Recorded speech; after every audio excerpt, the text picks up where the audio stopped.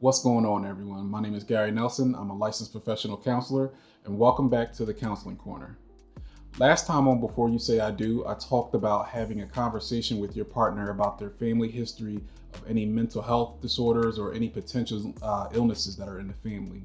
A lot of different disorders are linked to genetics, and your family may be predisposed to a certain type of illness. Today, I want to talk about arguments and conflict.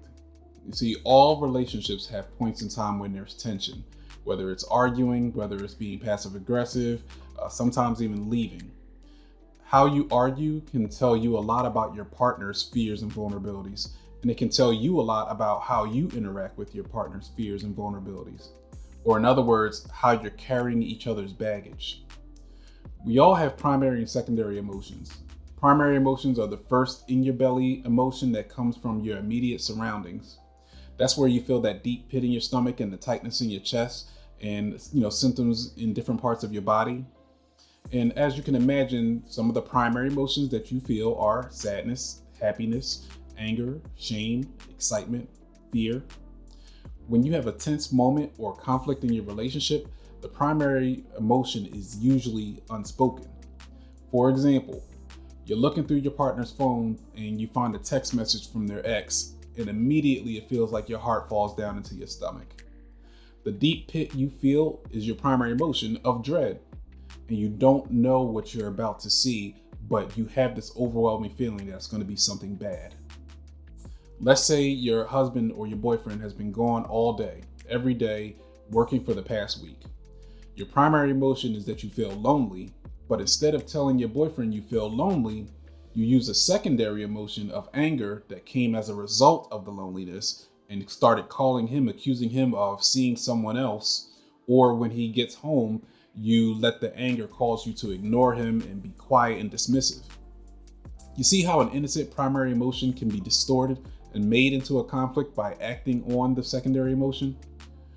What would this event look like if you just told him that you miss him? A lot of times we dismiss our primary emotion by distracting ourselves or downplaying how important that emotion actually was to us.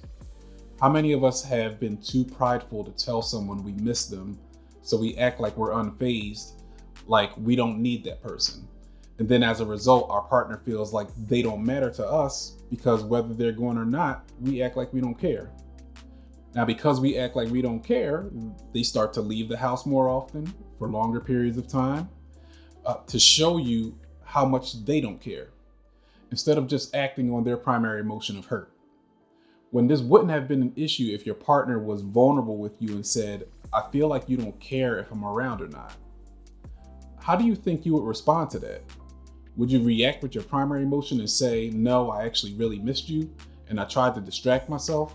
Or would you use the secondary emotion of anger and say, "Well, you acting like I don't mean anything to you. You just come and go whenever you want"? You see how we can have a whole other conversation, not even based on how we really feel?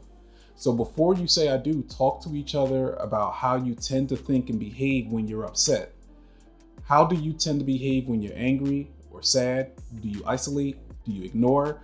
Do you threaten to leave? But in reality, you want to tell them to stay, or you want them to tell you to stay? Feel free to give me some feedback on that and how you feel about your emotions playing out in your relationships. Like and subscribe. I'll talk to you later.